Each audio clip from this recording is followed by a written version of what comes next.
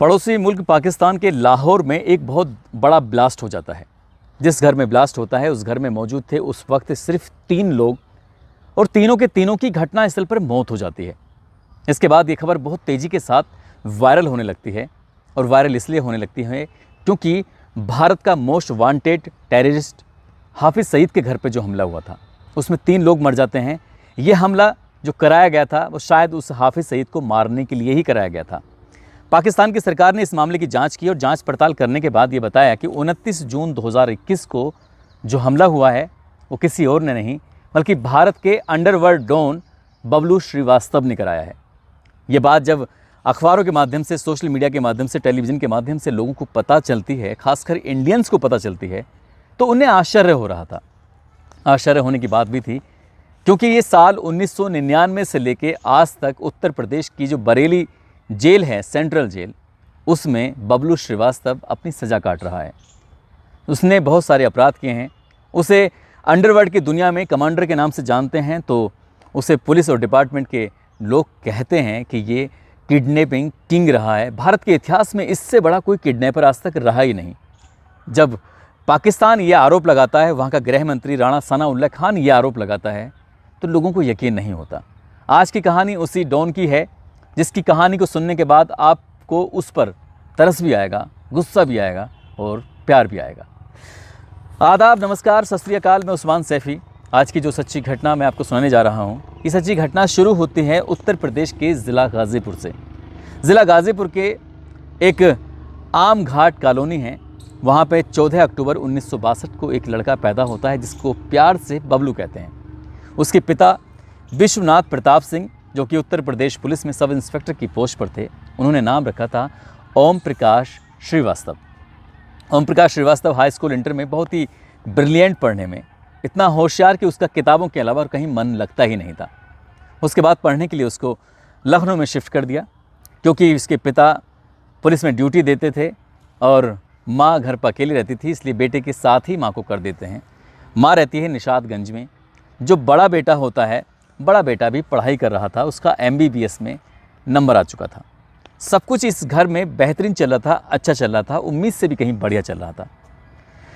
Graduation के पहले साल में जब एडमिशन लिया था तो पहले साल तो अच्छे से कट जाता है। जब दूसरे साल में एडमिशन लेते हैं तो कुछ साथी लोग मिलकर, जो स्टूडेंट होते हैं सीनियर, अपने जूनियर की रैगिंग ले रहे थे और रैगिंग लेते लेते एक लड़के ने इस रैगिंग वाले गैंग को, इस रैगिंग वाले लड़कों को गालियाँ देनी शुरू कर दी। भद्दी भद्दी गालियाँ जब देनी शुरू की हैं तो यहाँ पर कुछ कहासुनी हो जाती है। कहासुनी होने के बाद वो जूनियर लड़का अपने ही सीनियर के साथ मारपीट कर देता है और जैसे ही मारपीट करता है तो सीनियर में से एक लड़का, उसके हाथ में चाकू होता है और चाकू से उसको घायल कर देता है। और जैसे ही घायल करता है तो वहाँ भगदड़ मच जाती है। जितने भी लड़के होते हैं वो इधर उधर भागने लगते हैं क्योंकि जिसको चाकू लगा था वो गंभीर रूप से घायल हो गया था। उसके बाद मामला पुलिस तक पहुंचता है। मामला पुलिस में जाने के बाद FIR दर्ज होती है और पुलिस उन लड़कों को गिरफ्तार करने के लिए तमाम कोशिशें कर रही थी, लेकिन कोई गिरफ्तारी होती नहीं है। कई दिन के बाद आखिरकार बबलू, जिसको प्यार से बबलू कहते हैं, बबलू श्रीवास्तव, उसका असली नाम ओम प्रकाश श्रीवास्तव होता है, वो गिरफ्तार कर लिया जाता है, वो पकड़ा जाता है और लड़के मिलते ही नहीं हैं। तो इसलिए पुलिस ने इसी लड़के पर, जिसने कोई चाकू नहीं चलाया था, जिसका कोई दोष नहीं था, उसी पर ही आरोप लगाते हैं और जेल भेज देते हैं। और जैसे ही उस लड़के को जेल भेजा जाता है, वो लड़का बहुत ज़्यादा परेशान हो जाता है। वो लड़का रोने लगता है, गिड़गिड़ाने लगता है। कुछ समय बीतने के बाद आखिरकार वो लड़का 2-3 महीने के बाद वो जेल से बाहर आता है और बाहर आने के बाद उसके पिता ने कहा कि तुम किसी भी कीमत पर यहाँ लखनऊ नहीं रहोगे, इसलिए तुम्हें ये लखनऊ छोड़ना है और छोड़कर यहाँ से सीधे आगरे चले जाओ और आगरे में जाने के बाद BR अम्बेडकर कॉलेज है, वहाँ पर एडमिशन लो और अपना करियर बनाओ। करियर पर दाग तो लग ही चुका था, ऐसा दाग जिसको मिटाना आसान नहीं था। गलती किसी की थी लेकिन इल्ज़ाम इस पर आ जाता है। 1 साल तो ये लड़का आगरे में काट लेता है बबलू श्रीवास्तव, लेकिन अपने पिता से रिक्वेस्ट करता है, हाथ जोड़कर कहता है कि पापा मेरा मन नहीं लगता, मैं आपसे रिक्वेस्ट कर रहा हूँ, मैं अच्छे लड़कों में बैठूँगा, अच्छे लड़कों में रहूँगा, आप मेरा एडमिशन वापस लखनऊ में करा दो, मैं लखनऊ में ही रहना चाहता हूँ।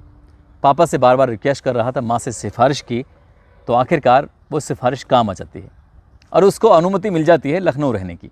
अब वो लखनऊ में रहने लगता है, लेकिन एक शर्त के साथ कि अच्छे लड़कों में रहेगा और अच्छे लड़के होते हैं IAS की तैयारी करने वाले लड़के और IPS की तैयारी करने वाले, यानी कि UPSC की तैयारी में जुटे हुए जो लड़के थे उनके साथ रहना शुरू कर देता है।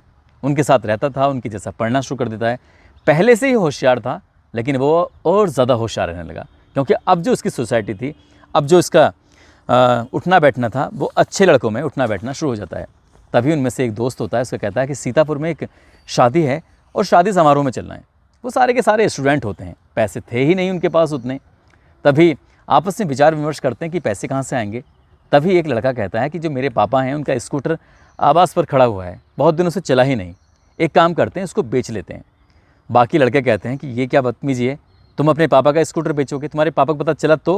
वो कहता है कि हमारे पास बहुत सारी चीज़ें हैं, मेरे पापा को बिल्कुल भी पता नहीं चलेगा, बल्कि पास के ही ज़िले में मेरे पापा ज़िलाधिकारी हैं, DM हैं, समझने की कोशिश करो।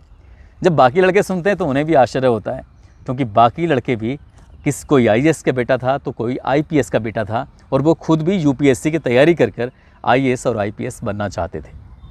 वो जैसा उन्होंने तय किया था वैसा ही करते हैं। आवास पर जाते हैं, उस स्कूटर को उठाते हैं, उठाने के बाद कबाड़ी के यहाँ जाकर बेच कर आ जाते हैं। लेकिन उनकी किस्मत अच्छी नहीं थी, उसे बेच कर आते हैं और अचानक से ही DM साहब अपने ही घर में आते हैं तो कुछ ऐसी हलचल देखते हैं कि उनकी लगता है कि घर से चोरी हुई है। उसके बाद वो घर के नौकर से पूछते हैं, बाकी लोगों से पूछते हैं कि कोई सामान गायब है क्या। तभी वो जाकर अपने गोदाम में देखते हैं तो स्कूटर जो था लम्हेटा, उनका स्कूटर गायब था।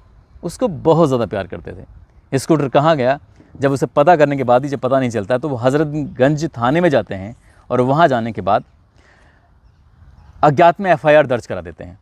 उधर जो स्कूटर बेचा था लड़कों ने, उस स्कूटर को बेचने के बाद कुछ कोल्ड ड्रिंक्स वगैरह पीते हैं, तो कोई बियर पी रहा है, कोई सिनेमा हॉल जो साहू सिनेमा है वहाँ जाकर पिक्चर देख रहा है।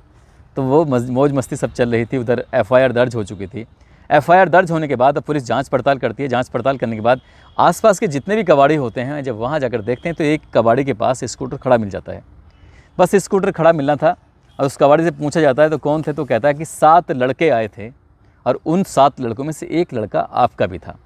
बस ये बात सुनने के बाद DM साहब को बड़ा आश्चर्य होता है। पुलिस के माध्यम से वो पकड़ के उनके पास तक पहुंचा था। DM साहब ने अपने बेटे को डांट फटकारने की बजाय, उस मामले को बजाय दबाने की बजाय इस मामले को और उछालना शुरू कर दिया।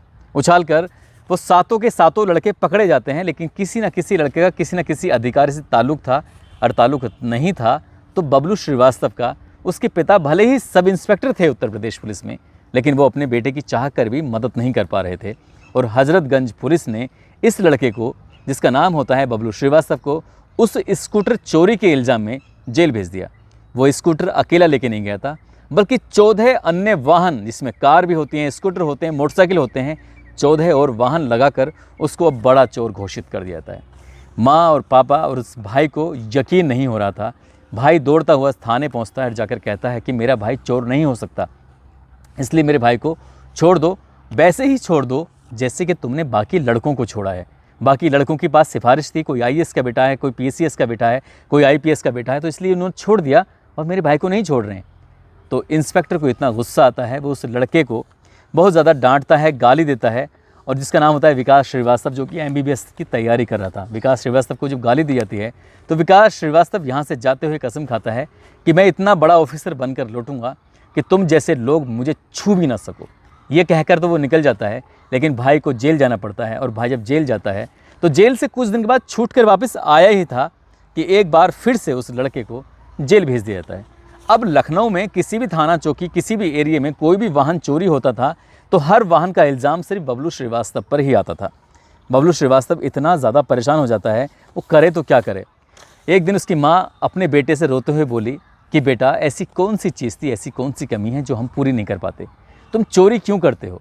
तभी वो अपनी माँ के सर पर हाथ रखता है और कसम खाता है कि माँ, मैं तेरे सर पर कसम खाकर कहता हूँ, हाथ रखकर, कि मैंने अभी तक कोई अपराध ही नहीं किया। चाकू मारा मैंने नहीं, किसी और ने मारा था, उसको पुलिस ने गिरफ्तार ही नहीं किया।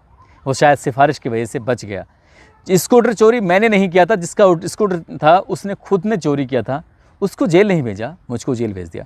मैंने तो एक स्कूटर में ज़रूर शामिल था, लेकिन 14 और जो वाहन लगाए थे वो तो किसी और ने चोरी किए थे। पुलिस ने सारे के सारे मेरे ऊपर बरामद कर दिए हैं, और बाद में जितनी भी चोरियां होती हैं पुलिस लगातार मेरे ऊपर ज़्यादती कर रही है।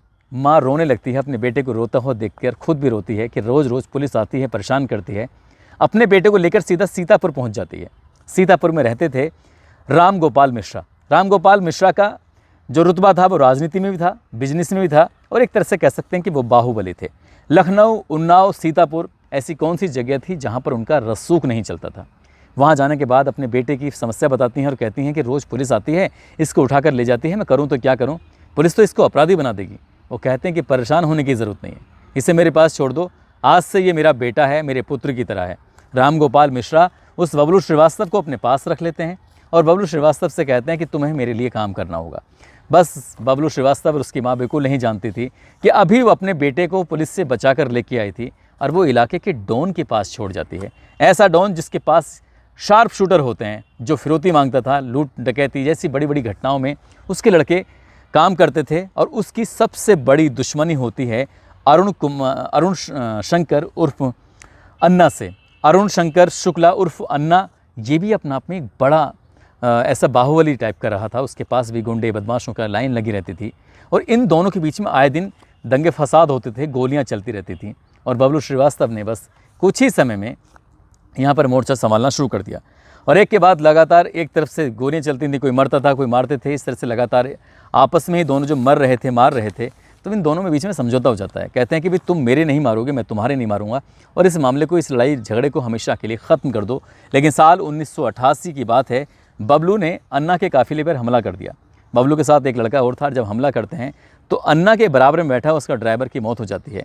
जब जवाबी कार्रवाई में गोली चलाई जाती है तो बबलू श्रीवास्तव का जो साथी होता है वो भी मारा जाता है। अब ये बात रामगोपाल मिश्रा के पास जब पहुंचती है तो उन्हें यकीन नहीं होता। कहते हैं कि हमारा तो समझौता हो चुका है। पुलिस जब इस बबलू श्रीवास्तव के पीछे पड़ती है तो यहाँ से भाग जाता है और भाग के सीधा नेपाल पहुँच जाता है। नेपाल का जब बॉर्डर पार करता है तो वहाँ इसकी मुलाकात होती है मिर्ज़ा दिलशाद बेग से, जो कि वहाँ का सांसद भी होता है। हालांकि वो देवरिया का रहने वाला था, वो भी खुद गुंडा बदमाश होता है, लेकिन जब नेपाल पहुंचता तो नेपाल जाने के बाद वो अपनी छवि बनाता है एक मुस्लिम नेता के रूप में और वहाँ जाने के बाद वो सांसद बन जाता है, नेता बन जाता है। लेकिन उसके ताल्लुकात थे अंडरवर्ल्ड डॉन दाऊद इब्राहिम से। दाऊद इब्राहिम का बड़ा ज़्यादा ख़ास रहा था। उस खास के साथ रहने पर अब ये पहले मुलाकात नेपाल में होती है उस सांसद से, और मुलाकात होने के बाद इसको लेकर यानी कि बबलू श्रीवास्तव को लेकर दुबई पहुंच जाता है और उसकी जाकर मुलाकात कराता है दाऊद इब्राहिम से। अब यहाँ इस बबलू श्रीवास्तव का दिमाग तो तेज़ था ही, यदि वो पढ़ता लिखता IAS ऑफिसर या IPS ऑफिसर ज़रूर बनता, लेकिन उसका दिमाग तेज़ चलता था, इसलिए उसने दिमाग लगाना शुरू कर दिया अपहरण करने के मामलों में, फिरौती मांगने के मामलों में, रंगदारी के मामलों में। अब जब भी इसके तरीके बिल्कुल अलग होते थे, उसने एक ऐसे शहर के लोगों की, बड़े बड़े लोगों की लिस्ट बनाई जिसके पास अरबपति थे, पैसे थे बहुत ज़्यादा। अरबपति से अगर 1 करोड़ रुपए की रंगदारी मांगते हैं तो उसे देने में कोई एतराज़ नहीं होता था। ऐसे ही लिस्ट बनाते थे, रैकी करते थे, कई लोग लड़के लड़कियां वहाँ काम करते थे और पैसे लेते थे। और जैसे जैसे रंगदारी वगैरह ये फिरौती आती थी तो दाऊद इब्राहिम की नज़रों में बबलू श्रीवास्तव का नाम बड़ा तेज़ी से चढ़ने लगता है। सब कुछ ठीक चल रहा था, ऐसा लग रहा था कि बबलू श्रीवास्तव की बहुत ज़्यादा अच्छी दोस्ती हो गई है। और साल 1993 की बात है, ये एक ऐसे बड़े व्यापारी जो हीरे का कारोबार करता था, उसका अपहरण करना था। अपहरण करने के बाद उसके साथ एक और हीरे का व्यापारी होता है, उसका भी अपहरण करना था। प्लानिंग करते हैं दाऊद इब्राहिम मिलकर, और इनके 2 साथी होते हैं सुभाष ठाकुर और बबलू श्रीवास्तव। बबलू श्रीवास्तव यूपी से 4 लड़के बुलवाता है, चारों के चारों लड़के होते हैं अलग अलग धर्मों के, एक हिंदू था, एक मुस्लिम था, एक सिख था, एक ईसाई था। चारों मिलकर अब उस व्यापारी की रैकी करना शुरू कर देते हैं। लेकिन व्यापारी को शक हो जाता है कि उसकी कोई रैकी कर रहा है, उसे कोई देख रहा है। उसने जाकर बड़े अधिकारियों से संपर्क किया और बड़े अधिकारियों ने उन लड़कों को, चारों को गिरफ्तार कर लिया, पकड़ लिया। और जब उन लड़कों से पूछा जाता है तो लड़के बताते हैं कि हम तो इसकी अपहरण कर लेते, लेकिन हमें मौका ही नहीं मिल पाया। हमने इसके अगली लाल बत्ती के आसपास जब इसको किडनैप करने की कोशिश की थी, लेकिन ये निकल के चला गया। और इससे पहले कि हम इसे कुछ करते तो ये भाग के यहाँ से अमेरिका चला गया। अब लोग हम वापस यूपी आना चाहते थे, लेकिन आपने हमें पहले ही पकड़ लिया। अब उनसे पूछा गया ये काम कौन करा रहा था, तो उन्होंने कहा कि काम बबलू श्रीवास्तव करा रहा था। और बबलू श्रीवास्तव इस काम के लिए इस व्यापारी से 25 करोड़ रुपए की रंगदारी मांगता। यानी कि बबलू श्रीवास्तव ने कोई भी रंगदारी, कोई भी किडनैपिंग 1-2 करोड़ से कम के लिए की ही नहीं। जो भी थी बड़ी से बड़ी किडनैपिंग वो किया करता था। उसकी सब कुछ ठीक चल रहा है। लेकिन साल 1993 की बात है, दाऊद इब्राहिम मुंबई में ब्लास्ट करा देता है। बड़ी संख्या में ब्लास्ट होते हैं, बहुत सारे लोग मारे जाते हैं। और जैसे ही लोग मारे जाते हैं, बस यही बात इस अंडरवर्ल्ड की दुनिया में जो लोग थे ये 2 फाड़ कर दिए जाते हैं। एक वो थे जो देश के साथ थे, एक वो थे जो देश के खिलाफ थे। देश के खिलाफ वालों में जो होता है वो दाऊद इब्राहिम होता है, और देश के साथ वालों में जो होते हैं वो अबू सलेम होता है, एजाज लकड़वाला, इंजीनियर जो आज तक गिरफ्तार नहीं हुआ है, छोटा राजन, बबलू श्रीवास्तव, मंगे सरदार, सुभाष ठाकुर, ब्रजेश सिंह जैसे लोग होते हैं। वो दाऊद इब्राहिम से अपना नाता तोड़ लेते हैं और अपनी एक अलग दुनिया बनाना शुरू कर देते हैं। इसी बीच में यानी कि 24 मार्च 1993 की बात है, LD अरोड़ा होते हैं, मुंबई में एक कस्टम ऑफिसर होते हैं, कलेक्टर होते हैं, और इनकी बबलू श्रीवास्तव अपने कुछ साथियों के साथ मिलकर अलीमुद्दीन, मंजीत सिंह उर्फ मांगे और कमल किशोर के साथ मिलकर उसकी हत्या करवा देते हैं। हत्या कराने की वजह यही थी क्योंकि मुंबई के एयरपोर्ट पर वो जब कुछ हवाई जहाज के माध्यम से सामान आ रहा था, तो उस सामान की जब चेकिंग की जाती है, पड़ताल की जाती है, तो उसमें आधुनिक हथियार होते हैं, बम होते हैं, उसमें गोलियां होती हैं, उसमें कई महंगी महंगी पिस्टलें होती हैं। तो उसके बाद फिर ये जो LD अरोड़ा होता है तो इसके माल को जब्त कर लेता है, और दाऊद इब्राहिम कहता है कि ये इसका बदला लेना है, और उसका बदला लिया जाता है 24 मार्च 1993 को, जब ये अधिकारी अपने घर इलाहाबाद में गया हुआ था, अपनी गाड़ी में बैठा हुआ था, तभी शार्प शूटर आके इस पर हमला कर देते हैं, गोली मारकर इसकी हत्या कर देते हैं। हत्या तो हो जाती है, लेकिन हत्या के बाद ये बात किसी से छिपी नहीं और इसका पता करना शुरू कर देते हैं ये कहाँ है।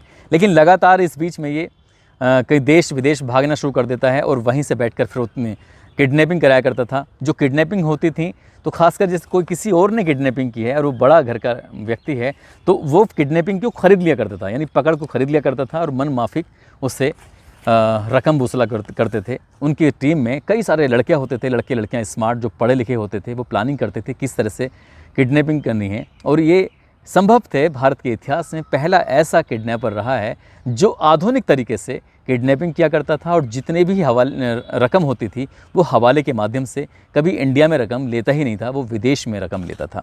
सब कुछ ऐसे ही चल रहा था। साल 1995 में आखिरकार पुलिस इसे मॉरिशस से गिरफ्तार कर लेती है, और गिरफ्तार करने के बाद इसको इंडिया लाती है, अलग अलग जेलों में रखा जाता है, और साल 1999 से सेंट्रल जेल बरेली में इसको रखा जाता है। लेकिन इसी बीच में जो गुलशन कुमार टी सीरीज़ के मालिक होते हैं उनके बारे में आपको पता ही होगा कि 12 अगस्त 1997 को उनका मर्डर हो जाता है। उन्हें लगभग 19 गोलियां या 16 गोलियां मारी जाती हैं, उनकी हत्या कर दी जाती है। जब बात हत्या की आती है तो हत्या से पहले उनसे लगभग 10 करोड़ रुपए की रंगदारी मांगी गई थी, और रंगदारी किसी और ने नहीं, दाऊद इब्राहिम के ही गुर्गों ने मांगी थी। और ये बात जब बबलू श्रीवास्तव को पता चलती है तो बबलू श्रीवास्तव दाऊद इब्राहिम के पास खबर भिजवाता है कि गुलशन कुमार बहुत ही भक्त किस्म का इंसान है, बहुत ही अच्छा आदमी है, इसलिए आपसे रिक्वेस्ट है, आपसे इल्तिजा है कि आप इस व्यक्ति का अपहरण ना कराएं, आप इसकी किडनैपिंग ना कराएं, इससे 10 करोड़ की रंगदारी ना मांगें। दाऊद इब्राहिम के लोग, दाऊद इब्राहिम इस बात को मान जाता है। बबलू श्रीवास्तव जो कहता है वो कहते हैं ठीक है, अगर तुम कहते हो तो हम तुम्हारी बात मान लेते हैं। लेकिन दाऊद इब्राहिम तो मान जाता है, लेकिन दाऊद इब्राहिम के साथ काम करने वाला मिर्ज़ा दिलशाद बेग जो कि नेपाल का सांसद होता है, वो आखिरकार इस बात को मानता नहीं है, और यहाँ गुलशन कुमार के कुछ लोगों के साथ, मुंबई के ही लोग थे, उनके साथ मिलकर गुलशन कुमार की गोली मरवाकर हत्या कर देता है। इस मामले की जब जांच पड़ताल होती है, पता चलता है तो बहुत सारे लोगों के नाम, लगभग 26 लोगों के नाम सामने आते हैं, जिसमें नाम होता है दिलशाद बेग का भी नाम होता है। लेकिन ये बात जब बबलू श्रीवास्तव को पता चलती है तो बबलू श्रीवास्तव अपने लोगों से मिलकर इस मिर्ज़ा दिलशाद बेग की हत्या करा देता है, और गुलशन कुमार की हत्या का वो हाथों हाथ बदला भी ले लेता है। यहाँ से वो जेल में रहता है, सेंट्रल जेल बरेली के अंदर, और बरेली की जेल के अंदर रहते हुए जब उसने किडनैपिंग का काम शुरू किया तो उसको सुनकर शायद उत्तर प्रदेश की पुलिस हैरान ही रह जाती है। ऐसी कौन सी जगह थी?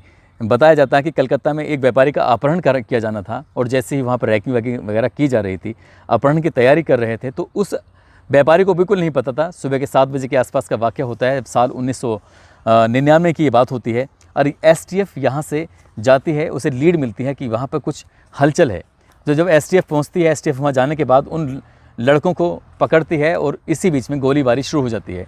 जिस व्यापारी का अपहरण होना था उसको इस बात का इल्म भी नहीं था कि वो 13 ही अपहरण करने के लिए आए हैं, और STF और उन किडनैपर्स के बीच में जो आपस में गैंगवार होती है, लड़ाई चलती है, गैंगवार नहीं बल्कि मुठभेड़ होती है, मुठभेड़ में 4 अपराधी मारे जाते हैं और 2 पकड़े जाते हैं। उसमें पकड़े जाने वालों में होता है एक मांगे, जिसका नाम मंगल भी होता है, जिसे मंजीत सिंह उर्फ मांगे कहते हैं, जो कि इसका बहुत ख़ास दोस्त होता है बबलू श्रीवास्तव का, जो कि उसके साथ ग्रेजुएशन में साथ पढ़ रहा था, और वो आखिरकार यहाँ पकड़ा जाता है। और जब पता चलता है कि ये किडनैपिंग कौन करा रहा था तो नाम आता है बबलू श्रीवास्तव का। बबलू श्रीवास्तव के ऊपर लगभग 60 से ज़्यादा मुकदमे दर्ज होते हैं, 60 से ज़्यादा मुकदमे दर्ज होते हैं, लेकिन किसी भी मामलों में, ज़्यादातर मामलों में कोई गवाह कोर्ट कचहरी में पहुंचने की हिम्मत ही नहीं जुटा पाता और लगभग ही ज़्यादातर मामलों में बरी हो जाता है। कोई ख़ास इसके ऊपर आरोप लग नहीं पाते। लेकिन LD अरोड़ा की जो हत्या होती है इलाहाबाद में, जो मुंबई में एक कस्टम ऑफिसर होता है, उसकी हत्या में उसको उम्र कैद की सज़ा होती है और उम्र कैद की सज़ा ही आज भी वो सलाखों के बीच यानी कि बरेली में काट रहा है। वो चाहे तो जेल से बाहर आ सकता है, उसने कभी पेरोल लेने की कोशिश नहीं की। उसे पता है कि अगर वो बाहर निकलता है तो शायद उस पर अंडरवर्ल्ड के बाकी लोग जो उसके दुश्मन बन गए थे वो उसकी हत्या कर सकते हैं। लेकिन साल 2021 में जिस तरह से पाकिस्तान में बम ब्लास्ट होता है और पाकिस्तान की सरकार, पाकिस्तान के गृह मंत्री बबलू श्रीवास्तव का नाम लेते हैं तो लोगों को हंसी भी आती है, लेकिन कुछ लोगों को यकीन हो जाता है कि हो सकता है कि बबलू श्रीवास्तव अपने देश के सबसे मोस्ट वांटेड जो टेररिस्ट होता है हाफिज़ सईद, वो उसको पकड़ तो पाए नहीं, लेकिन कम से कम बम ब्लास्ट में ही उसको मरवाने की कोशिश हो सकता है इसकी बात रही हो। मेरी एक ऑफिसर से बात चल रही थी, वो कह रहे थे कि बबलू श्रीवास्तव कुछ भी संभव कर सकता है। बबलू श्रीवास्तव ने जेल में रहते हुए एक किताब लिखी है अधूरा ख्वाब, और उस किताब के माध्यम से वो चाहता है कि उसकी ज़िंदगी पर एक फ़िल्म बने और फिल्म वो दुनिया में आनी चाहिए। वो कहता है कि यदि मैं यहाँ से बाहर निकला तो फिल्मी दुनिया में अपना करियर बनाऊँगा। और अभी ये भी बताया जाता है, सूत्र बताते हैं पुलिस डिपार्टमेंट के, कि बहुत सारी फिल्मों में आज भी बबलू श्रीवास्तव का पैसा लगता है। वो जेल से में रहकर अपने आप को ज़्यादा सुरक्षित महसूस करता है, जेल से बाहर रहकर वो शायद उसे लगता है कि कोई उसे मार जाएगा। दोस्तों, इस पूरे घटनाक्रम को सुनाने का उद्देश्य किसी को परेशान करना नहीं है, किसी का दिल दुखाना नहीं है, बल्कि आपको जागरूक करना है, आपको सचेत करना है। और ये भी बताया जाता है कि इंडिया में जो बड़े बड़े नाम हैं, जैसे मुख्तार अंसारी जैसे नाम हैं, ऐसे लोग इसको सलाम करते हैं, सैल्यूट करते हैं, इससे डरते हैं। तो यहाँ इंडिया के बड़े बड़े ऐसे अंडरवर्ल्ड के डॉन हैं जो बबलू श्रीवास्तव से डरते भी हैं, खौफ भी खाते हैं। तो आप सब लोग अपना ख्याल रखें, सुरक्षित रहें। जय हिंद, जय भारत।